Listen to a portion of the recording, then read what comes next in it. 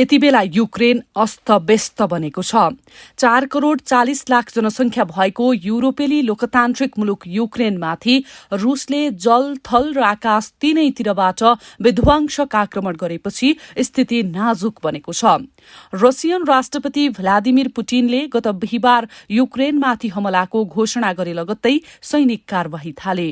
रूससँगको युद्धमा अहिलेसम्म 210 जना भन्दा धेरै युक्रेनी नागरिकको मृत्यु र 1100 जना भन्दा धेरै घाइते भएको युक्रेनकी उपरक्षा मन्त्रीले सार्वजनिक गरेको रूससँगको युद्धमा अहिलेसम्म मृत्यु भएका व्यक्ति र क्षतिको एक अनुमानित तथ्याङ्कमा उल्लेख छ। युक्रेनमाथि हमला गर्ने पुटिनको निर्णयले युक्रेनी भूमिमा युद्धको बादल मडारियो भने मस्को र पश्चिमा बीच शीत युद्ध नै शुरू भयो। कतिपय अन्तर्राष्ट्रिय संचार माध्यमले यसलाई तेस्रो विश्वयुद्धतर्फको यात्रा भनिरहेका छन्।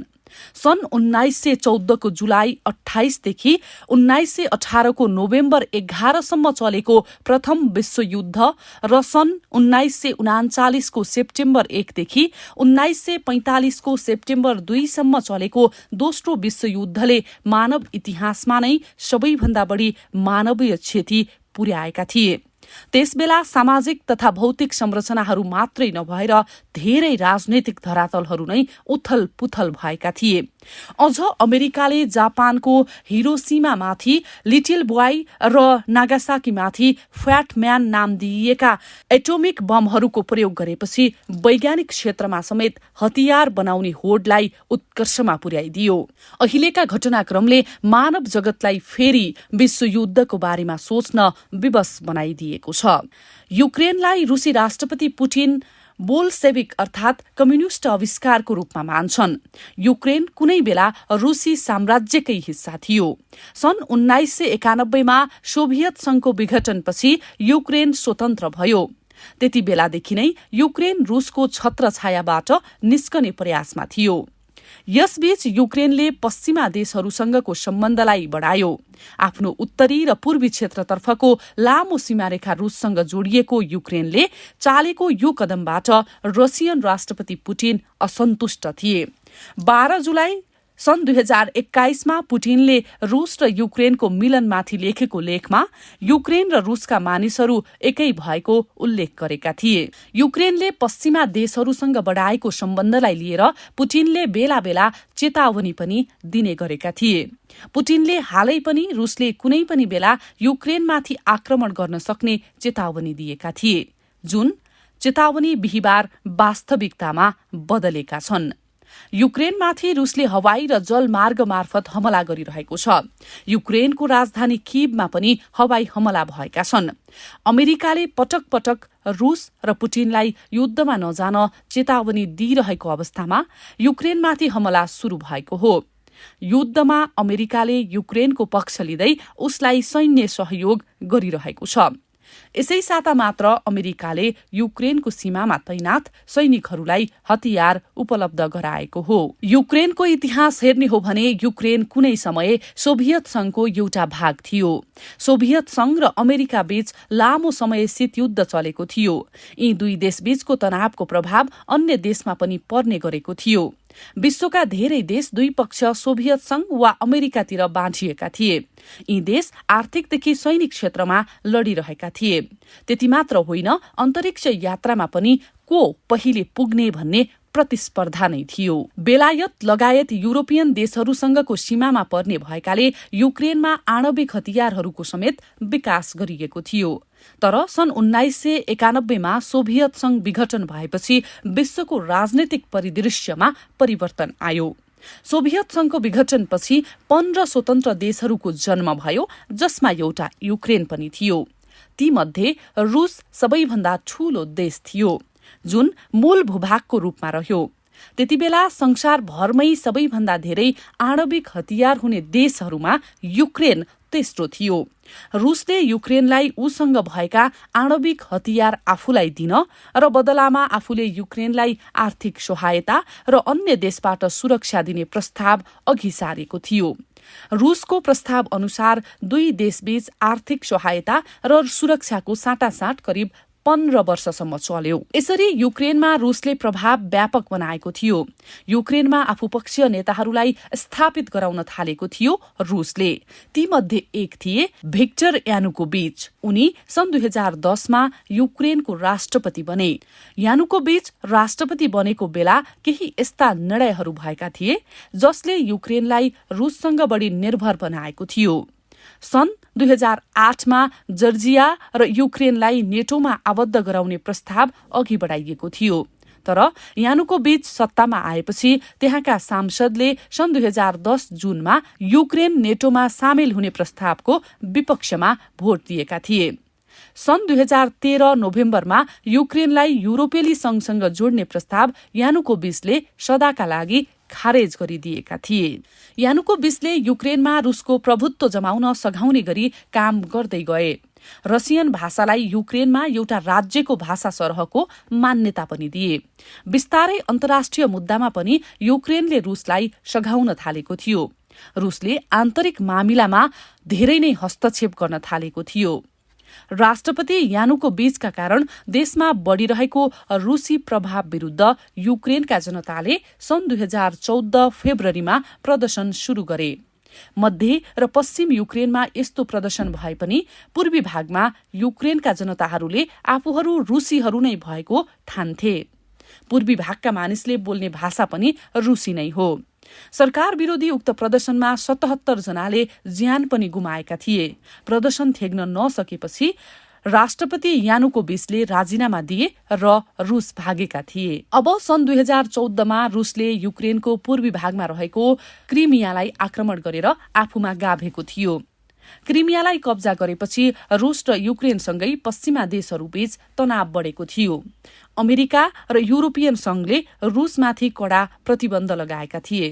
क्रिमियालाई रुसले आफूमा गाभेपछि युक्रेनका जनताले खतरा महसुस गर्न थालेका थिए, जसकारण उनीहरू रुसको आक्रमणको प्रतिरक्षामा पश्चिमा देशहरूबाट सहयोग होस् भन्ने चाहन्थे। युक्रेनमा सन् 2014 अप्रिलमा भएको निर्वाचनमा पश्चिमा राष्ट्रलाई समर्थन गर्ने व्यापारी पेत्रो पोरोसेन्को राष्ट्रपति निर्वाचित भए। संसदमा पनि पश्चिमा समर्थक पार्टीहरूले विजय हासिल गरे।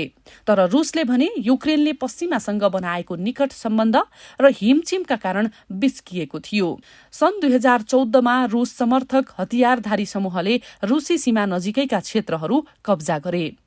पूर्वी युक्रेनमा प्रदर्शन चलिरहेकै बेला जुलाईमा मेलेसियन एयरलाइनरको यात्रुवाहक विमानलाई खसालिदिए, जसमा सवार 298 जनाकै मृत्यु भएको थियो। रुसका यस्ता कदमले युक्रेनमाथि पनि हमला हुने खतरा बढेको थियो, जसको परिणाम स्वरूप युक्रेनको पश्चिमा देश र युरोपियन संघसँगको सम्बन्ध विस्तार हुन थाल्यो। सन् 2016 सम्ममा युक्रेनको अर्थव्यवस्थामा सुधार आयो। सन् 2017 मा युक्रेनले युरोपियन युनियनमा सामेल हुने सम्झौतामा हस्ताक्षर गरेको थियो। युक्रेनले युरोपियन युनियनसँग बनाएको सम्बन्धले रुस रिसाएकै थियो।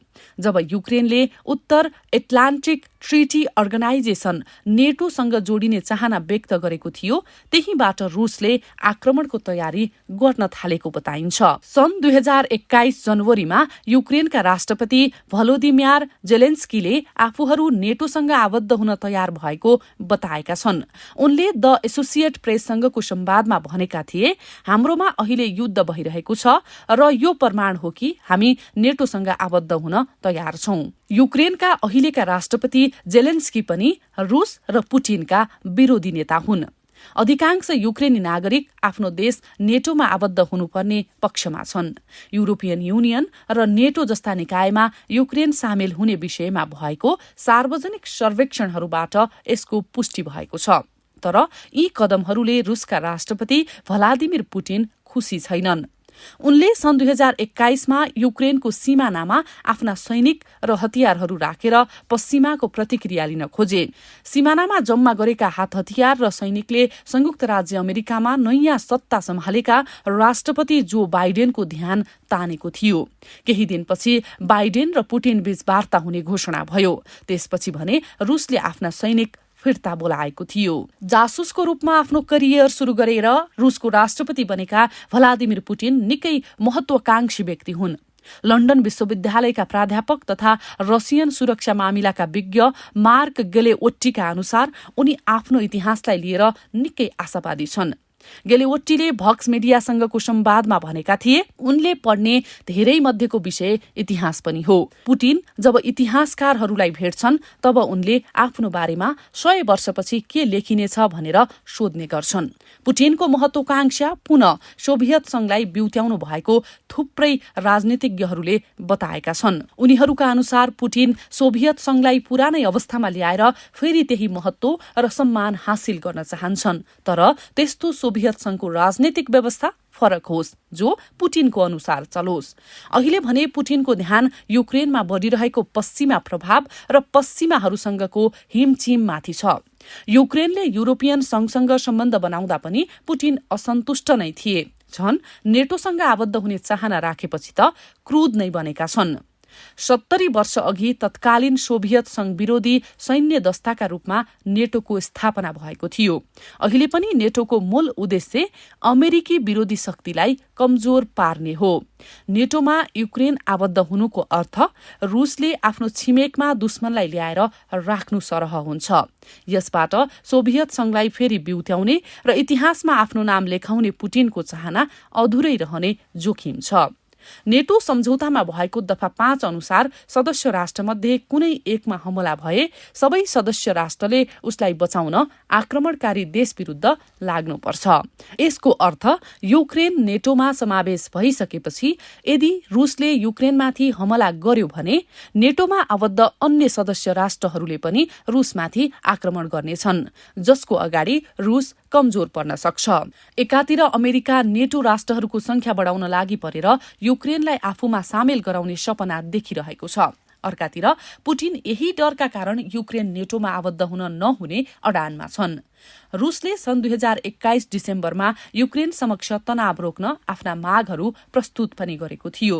ती मागहरूको सूचीमा युक्रेनले नेटोसँग आबद्ध हुने विषय पूर्ण रूपमा त्याग्नुपर्ने उल्लेख गरेको थियो। पुटिनले बिहिबार एक टेलिभिजनमा युक्रेनको पूर्वी क्षेत्र डोनबास इलाकामा सैन्य कारबाही गर्ने घोषणा गरेका थिए। त्यहाँ रुसी भाषा बोल्नेहरू धेरै भएका छन्। पूर्वी युक्रेनमा छिर्न सहज भए पनि मध्य र पश्चिमी भागमा भने रुसका लागि अप्ठ्यारो अवस्था छ। अमेरिकाले समय समयमा उपलब्ध गराएका हात हतियारले पनि युक्रेनलाई बलियो बनाएको छ। पुटिनले बुधबार दिएको बयानमा युक्रेन कब्जा गर्ने योजना नभएको बताएका छन्, तर आत्मरक्षाका लागि कारबाही गरेको पनि पुटिनको भनाइ छ। पुटिनले आफ्नो सम्बोधनमा पूर्वी युक्रेनमा तैनात युक्रेनी सेनाहरूलाई हतियार छाडेर घर फर्किन पनि आग्रह गरेका छन्।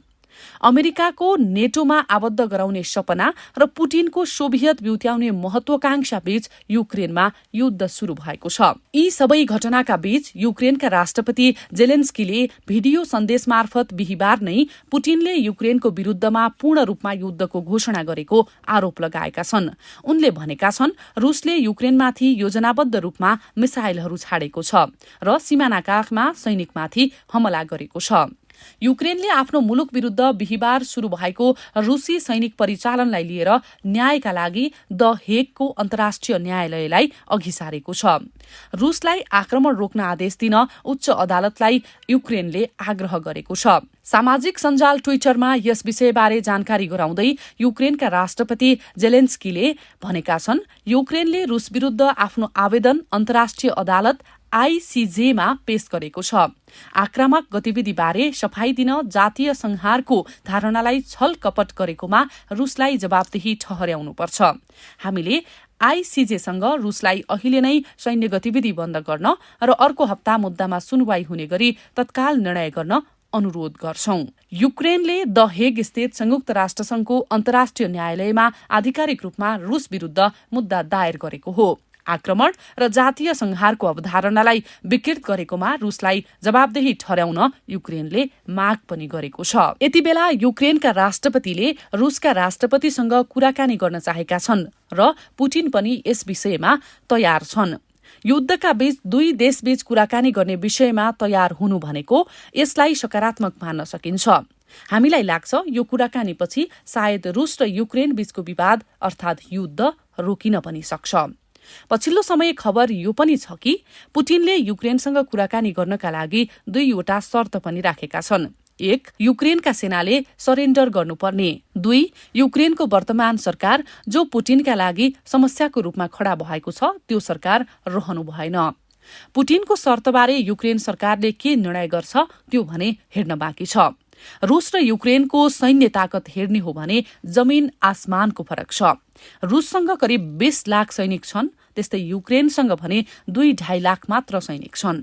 रूस दुनियाँको सबैभन्दा ठूलो देश हो भने युक्रेन युरोपको सबैभन्दा ठूलो देश हो। तर पनि सैन्य शक्ति, हतियार, बमको मामलामा युक्रेन धेरै पछाडि छ। लगातार युक्रेनमा बमको वर्षा रूसले गरिरहेको छ। युद्धले दुवै देशलाई नोक्सान पक्कै पनि हुन्छ। आम सर्वसाधारण जनताको पनि मृत्युको खबर आइरहेका छन्। तर रूसले यो पनि भनिरहेको छ आम जनतामाथि आफूले हमला नगर्ने। रूसले जे भने पनि यो त स्वाभाविक नै छ। बम र मिसाइल हान्दा त्यसको चपेटामा आम सर्वसाधारण जनता नपर्ने भन्ने कुरा हुँदैन। यसकारण आम जनता मरिरहेका छन्। मैले सुरुमै भने दुवै देश कुराकानी गर्न तयार हुन्छन् भने दुवै देशलाई फाइदा हुन सक्छ। कुराकानी गरेर विवाद समाधान गर्न सकेमा युद्ध रोकिन पनि सक्छ। रूसले युक्रेनमा हमला गरेपछि युक्रेन सरकार लगातार सहयोगका लागि पूरै दुनियाँसँग मद्दत मागिरहेको छ।